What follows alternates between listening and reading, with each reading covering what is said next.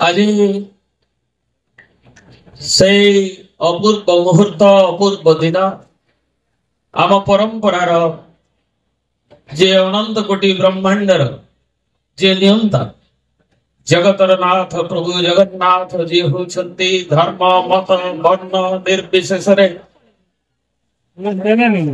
जहांकर से मतवाद आज सारा विश्व रे आदृत तांकरी दर्शन आज सारा विश्व से प्रभावित आमे से दिन गर्व अनुभव करू प्रत्येक ओडिया एवं गर्व अनुभव करू এই বৃহদম্বার মাটিরে বড়ম্বার মাটিরে আম অঞ্চলের পূর্বতন গড়জাতরে সেই জগন্নাথ পূজনর পরম্পরা শ্রী জগন্নাথ মন্দির আমার রাজপ্রসাদরে কেউ শহ শহ বর্ষ তলে স্থাপিত হয়েছি আজ অଛନ୍ତି তাঙ্ক প্রতিনিধি পূর্বতন যে শাসন ଥିଲେ এবং রাজা সাহেব শ্রীযুক্ত ত্রিবিक्रम বীরবর মঙ্গরাজ মহাপাত্র एवं अनुरोध करी से चतुर्थ थर परंपरा ऐतिह्य कथा आम रवि बाबू कही सारे जे कि चतुर्थ थर राजकुमार कॉलेज 5 वर्ष कार्यकाल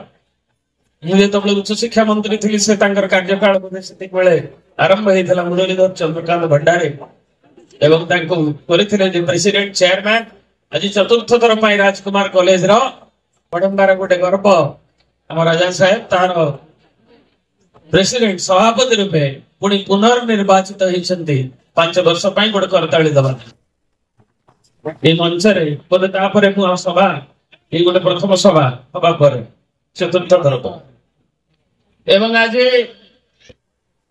आमर मंच उपस्थित ब्लॉक अध्यक्ष श्रद्धेय रघुपति महांती श्रद्धेय रवि बाबू श्रद्धेय चिन्मय बाबू श्रद्धेय शिव बाबू एवं श्रद्धेय एडवोकेट स्वामी बाबू एवं महाराष्ट्र अनिल एवं आगे समस्त कर्मकर्ता माने एवं मंच कड़े समस्त बड़दाण्ड साहिर ये अनुष्ठान समस्त कर्मकर्ता माने बड़म्बागढ़ समस्त शुभेच्छु माने जगन्नाथ प्रेमी समस्त श्रीभूत माने श्री जगन्नाथ एवं जे होउछन्ते एवं रथ यात्रा ये होउछे आम संस्कृति रो एक अनन्य परंपरा एवं किए कहूछि मंदिर तो प्रतिष्ठा हला एवं मंदिर प्रतिष्ठा हला पर इंद्रद्युम्नଙ୍କ द्वारा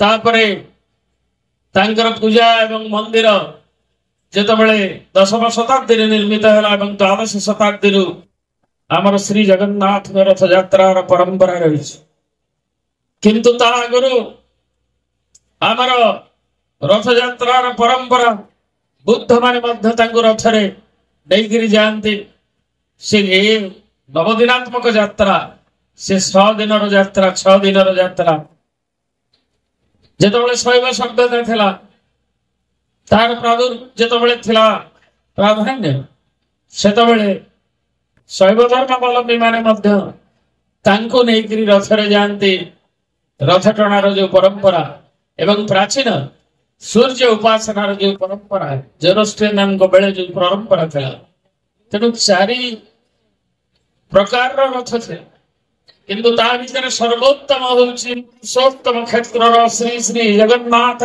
परंपरा नवदिनात्मक यात्रार परंपरा एवं जोटी प्रभु तांका माउसी घर को जानते तांका भौणी एवं ज्येष्ठ भ्राता को नहीं सुभद्रा एवं श्री बलभद्र सांगरे सुदर्शन चतुर्थ मूर्ति जानते एवं से रत्न बेदी जानते तांकर जन्म बेदी की आड़प मंडल से सेठी दर्शन दियंते निखिल जनन को आचांडाल ब्राह्मण आम संस्कृति जहाँ शिक्षा देछि ताकू से बड़दाण्ड शरधा बाली देखा दियंते आगुरु रथ 6टा रथ होतला पुरी रे जोटी शरधा बाली अछि सेठी थिला मालिनी नदी 3टी रथ आसुथला पुणी हाथी माने टाणिकी आणुथले आज से 6 रथरु कपिलेन्द्र देवंग बेले ठारु से रथ 3टी रथरे परिणत हला शरधा बाली पुती जो मालिनी नदी अतीत थिला तेणु से दिन से परंपरा लगी रही ଏବଂ ସେଇ ଜଗନ୍ନାଥ ବଳଭଦ୍ର ସୁଭଦ୍ରା ସେ ହେଉଛନ୍ତି ସତ୍ୟର ତମର ପ୍ରତୀକ। ସେ ହେଉଛନ୍ତି ଆମେ ଯୋଉ ତ୍ରିଧାରାର ସଂସ୍କୃତିର ମହନୀୟତା ଆମର ରହିଛି। ବ୍ରହ୍ମା ବିଷ୍ଣୁ ମହେଶ୍ୱର ସବୁବେଳେ ତିନି। ଓଙ୍କାର ଯଦି ଭିତରେ ଦେଖିବେ ତିନୋଟି ସ୍ୱର। ଇଏ ହଉଛି ନାଦ, ନାଦ ବ୍ରହ୍ମ। ସେ ହଉଛନ୍ତି ପରମ ବ୍ରହ୍ମ, ନାଦ ବ୍ରହ୍ମ, ଜଗତର ନାଥ ଜଗନ୍ନାଥ। ତେଣୁ ତାଙ୍କୁ ଯେ ରଥାରୂଢ ଅଛନ୍ତି, ମୁଁ ଆଜି ଆମନ୍ତ୍ରଣରେ ଆସିଥିଲି ବଡଦାଣ୍ଡ ସାହିର, କିନ୍ତୁ ମୁଁ ବି ଧନ୍ୟ ହେଲି, କାରଣ ରଥରେ ତାଙ୍କୁ ଦର୍ଶନ କଲୁ ଏବଂ ସୁନାବେଶରେ ତାଙ୍କୁ ଦର୍ଶନ କଲୁ। ରଥେ ତୁ ବାମନଂ ଦୃଷ୍ଟ୍ୱା ପୁନର୍ଜନ୍ମ ଲଭ୍ୟତେ ଶାସ୍ତ୍ରରେ କୁହାଯାଇଛି। ତେଣୁ ତାଙ୍କୁ ପୁଣି ଥରେ ଆପଣ ମାନଙ୍କ ସାଙ୍ଗରେ ପ୍ରଣାମ ଜଣାଇଛି। ସୁନାବେଶ ଶ୍ରୀମନ୍ଦିରର ପରମ୍ପରାରେ, ଜଗନ୍ନାଥ ସଂସ୍କୃତିର ପରମ୍ପରାରେ ଇଏ ହଉଛି ରାଜରାଜେଶ୍ୱର ବେଶ। କୁମାର ପୂର୍ଣ୍ଣିମାରେ ରାଜବେଶ ହଉଛନ୍ତି ବାକି ଠାକୁର ଏବଂ ଇଏ ହଉଛନ୍ତି ଐଶ୍ୱର୍ଯ୍ୟର ବେଶ, ସୁନାବେଶ।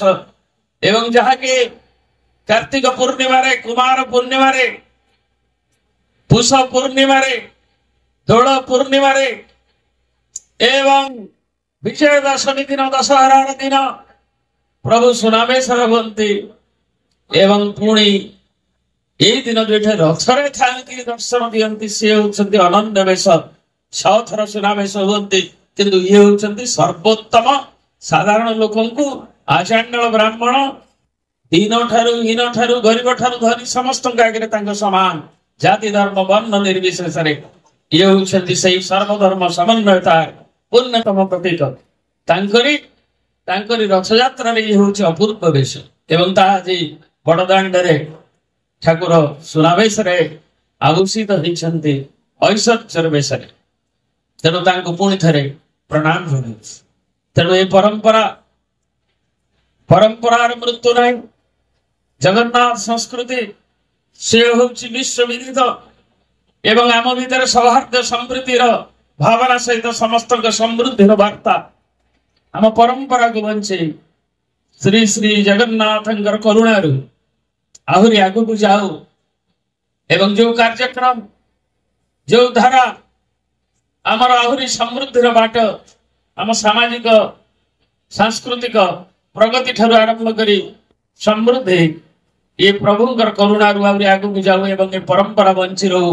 ଏବଂ ବଡଦାଣ୍ଡରେ ଯେଉଁଭଳି ଅପୂର୍ବ ଉତ୍ସାହର ସହିତ, ଉଦ୍ଦୀପନାର ସହିତ, କାରଣ ଆନନ୍ଦ ବିଭିନ୍ନ ଭାବରେ ଆସେ ଏବଂ ସେ ଆନନ୍ଦ ଯୋଉଠି ବଡମ୍ବାରେ ଏଇ ମାଟିର ମୂର୍ଧନ୍ୟ ପ୍ରତିଭା କବିଚନ୍ଦ୍ର କାଳୀଚରଣ ପଟ୍ଟନାୟକ, ଯାହାକୁ ସଙ୍ଗୀତ ସୁଧାକର ବାଳକୃଷ୍ଣ ଦାସ ଗାଇଥିଲେ, ଆହା ମୋର ଜୀବନ ଧନ ପଖାଳ କଂସା।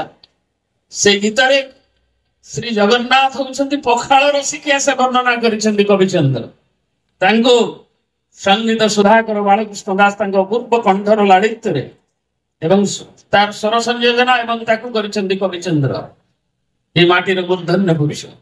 ତେଣୁ ଆଜି ତାଙ୍କୁ ବି ଆମେ ଶ୍ରୀ ଜଗନ୍ନାଥଙ୍କର ଅବଢାର ପରମ୍ପରା, ପଖାଳ ଖିଆ କଣ ସେ ପ୍ରଭୁ ନ ନିଅନ୍ତି, 60 କୋଟି ନିଅନ୍ତି ଏବଂ ସେ ନିଖିଳ ଜନ ପାଇଁ ଆମ ପରମ୍ପରାର ପ୍ରତୀକ।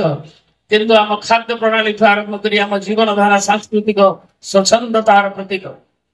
ତେଣୁ ଆଜି ପୁଣି ଥରେ ତାଙ୍କୁ ପ୍ରଣାମ କରୁଛି। କବିଚନ୍ଦ୍ର ଯୋଉ ଭାବରେ ତାଙ୍କୁ ଭଣିଥିଲେ, ସେଇ ରସିକିଆ, ସେଇ ଠାକୁରଙ୍କୁ ଆପଣମାନଙ୍କ ସାଙ୍ଗରେ ପ୍ରଣାମ ଜଣାଉଛି ଏବଂ ତାଙ୍କରି କୃପାରୁ ସମସ୍ତଙ୍କର ମଙ୍ଗଳ କାମନା କରୁଛି। ଏବଂ ଏଇ ବଡଦାଣ୍ଡ ସାହିରେ ଏଇଭଳି ରଥଯାତ୍ରାର ଯୋଉ ପରମ୍ପରା ବଡମ୍ବାର ମାଟିରେ ଏବଂ ସୁନାବେଶ ଏଇଠି ରହଣୀର ଯୋଉ ପରମ୍ପରା ଆହୁରି ଉଜ୍ଜଳତମ ହଉ, ଜାଜଲ୍ୟମାନ ହଉ ଆଗାମୀ ଦିନ ମାନଙ୍କରେ ପ୍ରଭୁଙ୍କର କରୁଣାରେ ସମସ୍ତେ ସିକ୍ତ ହୁଅନ୍ତୁ, ବର୍ଷା ଜଳଧାରା ଭଳି ଏତିକି ପ୍ରାର୍ଥନା କରୁଛି। ଧନ୍ୟବାଦ।